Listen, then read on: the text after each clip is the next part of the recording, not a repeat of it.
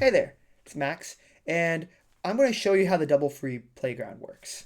If you look at the repo for vulnerability classes, there is one called free playground. Now, this isn't the traditional exercise where you fill in the blanks or you interact with it.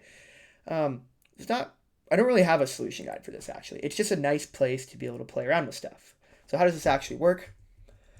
If you do Python start.py, you'll actually see it has 6 different versions of libc double free protections you can play with. The first one is just trying to make it crash. Second one's fast bins. Third one's unsorted bin. And then we have some Tcache ones, depending on the size that you can play with as well. And I think this is really nice for seeing the different types of protections at different locations. So how does this actually work? I'm going to turn off my camera so you can see this a little bit better. If you do Python 3 start.py and we do 0, looks like this is on 223, so your goal is just make it crash. So this binary literally just has a create option and a free option. So I'm going to do create, it's going to create a pointer in index 0, and then I'm going to do free, and I'm going to free to index 0. Well, if I do another free in index 0, it's going to crash. And you can see that the error it actually gives you is double free. It's kind of cool. So it's giving you a warning that this is actually crashed. I think this is really nice just for understanding how the double free protections work. And this is how I set stuff up to test out malloc all the time. As an example of ways you can bypass this, I think this is the fastbin challenge that I was showing.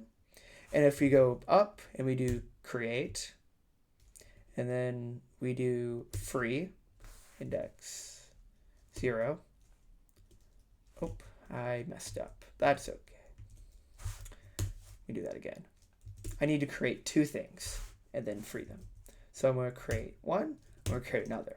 Now, when I do free index 0, if I did free index 0 again, this would crash. But if I do free index 1 and then free index 0, it demonstrates that a double free happened. So this shows a double free in the fast bins.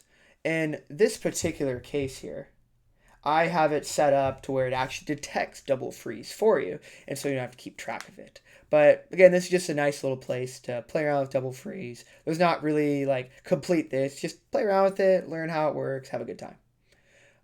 I hope this double free playground is helpful for you guys. Thanks.